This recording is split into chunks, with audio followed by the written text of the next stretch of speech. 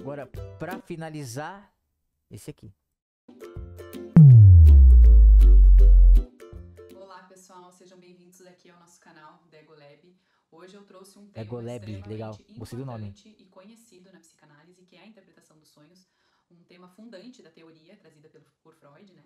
Ele finalizou essa obra em 1899, foi publicada em 1899, mas o editor utilizou a data de 1900 para marcar essa importante obra como realmente uma virada do século. Um conhecimento inédito até então e que traz conceitos aí, além da questão da interpretação dos sonhos, vários outros conceitos bem importantes que vão caminhar por todo o percurso da história da psicanálise. Mas antes de eu começar a falar do texto, do livro, né, Interpretação dos Sonhos, e eu vou nesse vídeo falar basicamente sobre o capítulo 3 do livro, que é O Sonho é a Realização de um Desejo, eu gostaria de contar algumas curiosidades Fala dessa isso não, obra, mano. algumas curiosidades históricas que eu tirei desse livro da Elizabeth Rodinesco e do Michel Plum, que é o Dicionário de Psicanálise, onde no verbete, né, Interpretação dos Sonhos, eles fazem um apanhado da história de como Freud chegou a esse livro tão importante, e os autores trazem que o interesse do Freud pela interpretação dos sonhos é um interesse de muito tempo. Tem um registro de uma carta de 1883 que o Freud endereçou para Marta, contando que ele tinha um caderno onde ele escrevia os seus sonhos. 11 anos depois, em 1894, Freud escreve uma carta para Breuer, seu amigo e médico parceiro de trabalho, anunciando que ele sabia interpretar sonhos. Em 1895, ele anuncia pela primeira vez que a tese tão conhecida dele, que é o foco do nosso vídeo hoje, que o sonho é uma realização de desejo. Um ano depois, em 1896, acontece um evento muito importante na vida do Freud, né, importante e traumático, que foi a morte do seu pai. E essa morte foi marcada nos meses seguintes de muitos sonhos relacionados ao seu pai. E a partir desses sonhos com o seu pai, ele consegue também escrever muita coisa e evoluir muito nessa teoria que ele estava escrevendo. Eu vou ler um trechinho aqui do livro do dicionário, de uma parte importante, a partir daí o que acontece, né? Porque nessa época o Freud estava trabalhando diretamente com as histéricas, estava trabalhando a teoria da sedução, mas junto fazendo, né, ao mesmo tempo fazendo esse trabalho da interpretação dos sonhos. Então, os progressos de sua reflexão sobre a dinâmica das psiconeuroses e a etiologia da histeria caminharam juntos com suas primeiras dúvidas sobre a teoria da sedução. Então, Freud já estava ali às margens de tentar entender como que podia que tantas mulheres tinham aqueles sintomas histéricos a partir de abusos que sofreram na infância, que era a questão da teoria da sedução. O sonho afigurou-se, então, a Freud como o único meio de avançar para a solução da qual ele tinha esse pressentimento. Então, ele já tinha um pressentimento que algo estava errado e ele estava vendo como o sonho uma porta de entrada para esses conteúdos que não estavam sendo acessados através da hipnose ou da livre associação. Aos poucos, a teoria do sonho, como realização de um desejo inconsciente, foi estendida à elaboração das fantasias e o aparecimento dos sintomas. Então, o Freud começa a elaborar essa questão do sonho como conteúdo inconsciente e ele cria, então, mais pra frente, a teoria da fantasia e começa a perceber essa questão que a fantasia também gera sintomas no corpo. No outono de 1897, ao voltar de viagem, o Freud endereçou, então, aquela conhecida frase, que acredito que todos já ouviram falar: "Não acredito mais nas minhas neuróticas". Na semana seguinte, Freud registrou que tinha sido seus sentimentos amorosos por sua mãe e descobriu a universalidade do mito edipiano, né, a teoria famosa do complexo de Édipo. Realização como o sonho de desejos infantis inconscientes, e tudo isso ele acabou explicando no capítulo 6 do livro A Interpretação dos Sonhos. Em 1898, ele faz a primeira versão da obra, mas ele já estava um pouco cansado, um pouco depressivo com essa obra, ele deixa por um tempo de lado. E em 1899, bem no início do ano, então ele ficou alguns meses com essa obra parada, ele tem uma nova motivação, novas descobertas, novas percepções, que faz com que ele se motive e volte a escrever. Então ele escreve a finalização dessa obra entre maio e setembro, envia para o Fliess a obra. Então, em 4 de novembro de 1899, essa obra é publicada, e como eu comentei no início do vídeo, foi publicado com a data de 1900 para marcar a importância que essa obra teve, né, para as descobertas do Freud. Uma outra curiosidade, para escrever essa obra, o Freud usou 223 sonhos. Então, durante todo o livro, a gente vai ver a teoria explicada e exemplos de sonhos que reforçam, né, a teoria que ele estava se propondo a apresentar. Então, desses 223 sonhos, 47 sonhos eram seus próprios sonhos, e 176 sonhos eram sonhos de pacientes ou de pessoas próximas. Inclusive, ele usa sonho dos seus filhos para explicar um pouquinho sobre a realização de desejos infantis. O livro ele foi dividido em 3 partes. A versão que eu tenho é da Biblioteca Áurea. É um livro lindo, capa dura, contracapa aqui amarela, né? Um acabamento Eu comprei com os olhos essa versão, realmente. Mas o livro em si, ele foi dividido em 3 partes. A primeira parte, ele trabalha a questão de uma revisão bibliográfica sobre a teoria dos sonhos, o que já existia sobre os sonhos, né? Então ele faz essa revisão, inclusive, pelo livro ali da Rudinesco, né? Ela traz que essa revisão foi uma solicitação, uma sugestão que o Fliss fez pro Freud, porque até então ele não tinha feito esse capítulo 1, ele já tinha começado a partir das descobertas dele, e o Fliss sugeriu que ele realmente fizesse esse apanhado teórico inicial. Então todo o capítulo 1 tá com muitas referências de outros autores. Uma segunda parte, então, que vai do capítulo... que são 5 capítulos no total, que fala sobre o método em si, né? Que traz a teoria, que traz a função do sonho, que é o trabalho do sonho, que é o grosso, né? Uma das partes mais importantes para entender a interpretação dos sonhos. E a terceira parte, também extremamente importante, que ele traz sobre a teoria do aparelho psíquico, que ele fala sobre o inconsciente, que ele traz a primeira tópica, né? Do inconsciente, pré-consciente, consciente. Então, isso está no capítulo 7. Pro vídeo de hoje, eu vou trabalhar o capítulo 3, que é o sonho como uma realização de desejo, que ele leva isso até 1920. Depois, no fim, no vídeo eu vou explicar um pouquinho o que acontece a partir dali. Você não tá entendendo, puta que pariu. Foram 20 anos trabalhando que o sonho realmente é uma realização de um desejo. O Freud deixou claro ao longo da obra, né, a partir dessa obra e para sempre, que o sonho é algo singular, que o sonho fala do sujeito, né? O sonho, ele não tem uma conotação universal, como muitos filósofos, né, traziam. Então a obra é basicamente para interpretar conteúdos manifestos do sonho, para chegar nos conteúdos latentes, que são os conteúdos inconscientes. Então, explicando um pouquinho o conceito de conteúdos manifestos e latentes, o conteúdo manifesto é aquele conteúdo que aparece no sonho, é a história que a gente consegue contar, e as imagens que aparecem e que às vezes não fazem muito sentido. E o conteúdo latente é aquele conteúdo que está sendo encoberto pelo conteúdo manifesto, que é o conteúdo inconsciente mesmo, que é o desejo que está tentando ser realizado a partir dos conteúdos manifestos, que são deslocados e condensados para que eles não sejam tão claros, para que passe pela censura, né? Então esses são outros 2 conceitos, da condensação e do deslocamento, e são mecanismos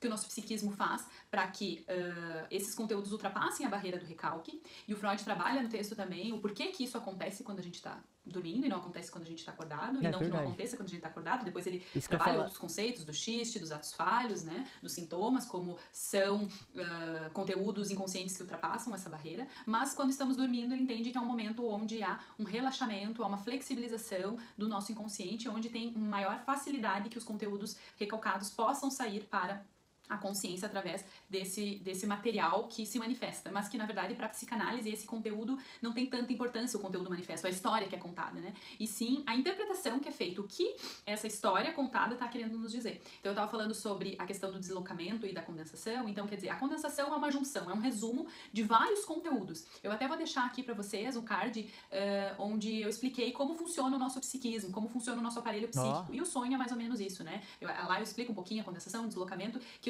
o nosso psiquismo faz isso para facilitar essa descarga pulsional que está presa ali querendo sair. Então, o sonho, muitas vezes a gente vai sonhar com o que seria, né, esse deslocamento, por exemplo. Eu vou sonhar com o meu chefe, mas na verdade não era com o meu chefe que eu estava sonhando, era com o meu pai. Mas como eu não queria me deparar com esse conteúdo que seria muito forte para eu assimilar isso, então eu desloco isso para uma figura do meu chefe, ao invés de sonhar diretamente com o meu pai. Caraca, faz todo sentido. Ou eu sonho com alguma coisa triste, mas pode ser o inverso disso. Então, esses são os mecanismos que o nosso psiquismo encontra para que a gente não se depare com o traumático, não se depare com o real e que essa descarga possa ser realizada.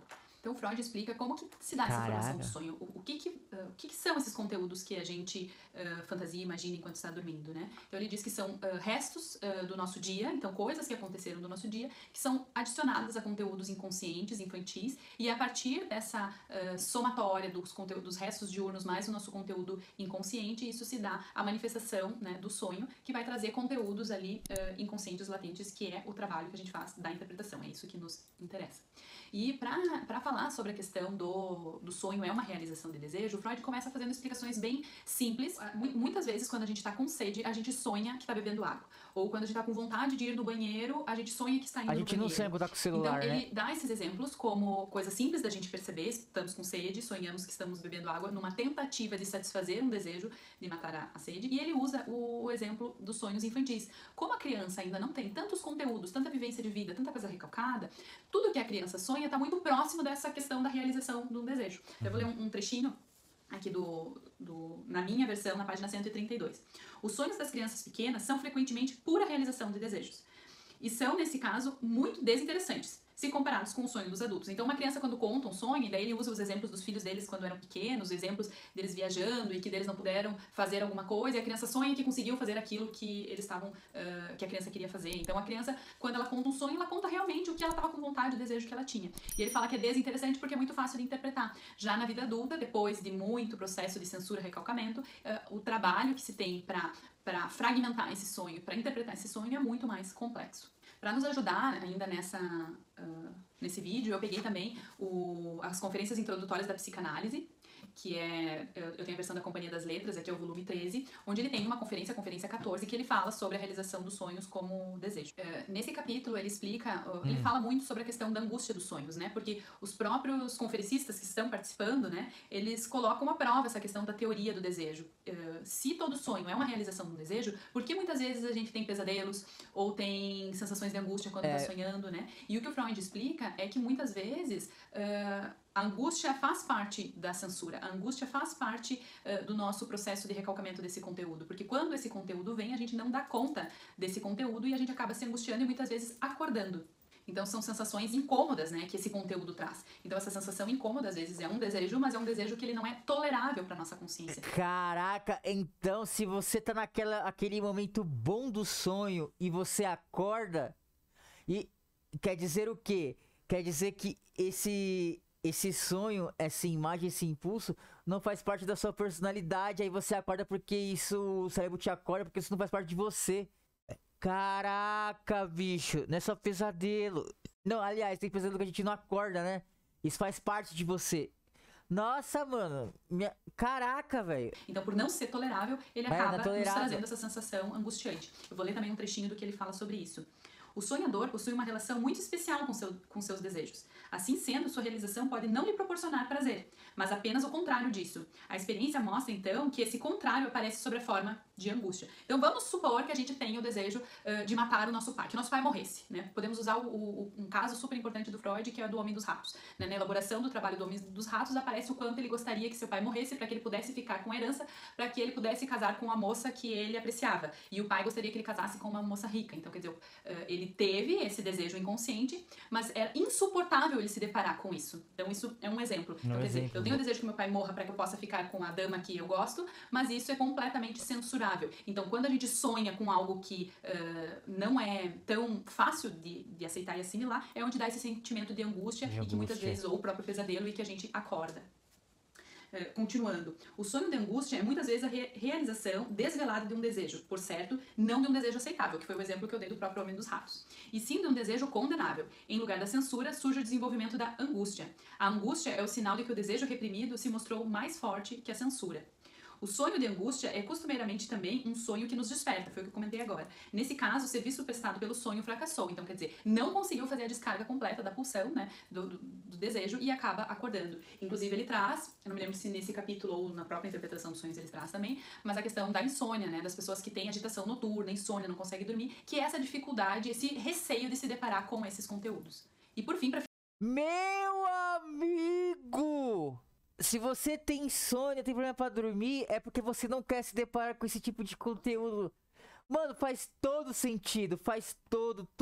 É por isso que pessoas que passam por traumas, que passam por situações horríveis, não conseguem dormir. Porque elas vão se deparar com os desejos delas internos e esses desejos não são toleráveis. Ela não quer passar por isso. Aí, caraca, mano! Caraca, velho! Eu tô chocado, mano. Eu não tava esperando por isso, não. Gente, tô pensando agora. E quando eu tive insônia, é realmente isso. Quando eu tinha a minha época de insônia, era por causa disso. Eu sonhava com o que eu tava passando de ruim e eu não queria sonhar com isso. Mas eu tinha que sonhar, que tava no meu consciente. E como não era uma coisa que eu tolerava, que era fracasso, né? Eu não tolero até hoje, né? E hoje eu tolero um pouco mais, vai. Eu não tolerava na época, eu não podia errar. Era perfeccionista, tinha que fazer da melhor maneira, bonitinho. Nossa, mano. Caraca, o segredo estava tudo na minha cabeça, eu não sabia. finalizar esse vídeo, como eu comentei no início, o Freud vai até 1920 com essa teoria de que o sonho é uma realização de um desejo, mas em 1920 ele escreve a tão importante obra, Além do Princípio do Prazer, onde ele constata a questão da compulsão à repetição. E além das questões da compulsão à repetição das pessoas, dos atos que as pessoas realizam acordadas, ele percebia que ele começou a perceber a partir do fim da Primeira Guerra Mundial, né? Então, quer dizer, a Primeira Guerra Mundial ali foi da década de 14 até 18, então depois disso começam a aparecer soldados com vários terrores noturnos, com vários sintomas e patologias pós-guerra, né, que Firenze trabalha muito isso, né, um dos parceiros do Freud, trabalha a questão da neurose de guerra, e daí ele percebe que esses, né, principalmente Firenze trabalhando isso, o quanto as pessoas ao dormirem repetiam essas questões traumáticas que tinham vivenciado, no caso lá da guerra, uma bomba que explodia, eles continuavam sonhando com aquilo, e se percebeu que muitas vezes quando a pessoa vivencia momentos de trauma, onde ela não está preparada para aquele trauma, onde o real aparece de uma forma avassaladora, o sono, né, o sonho serve numa tentativa de reconstituir esse momento traumático, e ele fica repetindo, e a partir, né, desse texto Freud traz o conceito de pulsão de morte também. Então, além do sonho ser um mecanismo de realização do desejo, o sonho também, a partir de 1920, acaba sendo trazida essa teoria de que ele é uma tentativa de recompor, da gente compreender um evento traumático que aconteceu, que foi além da realidade, né? Que a gente se depara com o real e não dá conta desse real. Então, pessoal, era isso que eu queria trazer hoje. Deixem aí os comentários de vocês, o que vocês acharam. Eu pretendo trazer outros textos do Freud para elaborar. Pô, maneiro, hein? Me fez pensar esse vídeo, hein? Escrever like. Nossa, mas esse bagulho da insônia é muito real, mano. Interessantíssimo. Então, finalizamos aqui uma questão. Eu já sei por onde eu começo a estudar agora. Eu já vou no Freud, no livro do Interpretação dos Sonhos. Já sei por onde eu começo. Se curtiu, se inscreva no canal e deixe um like com comentário. Até mais!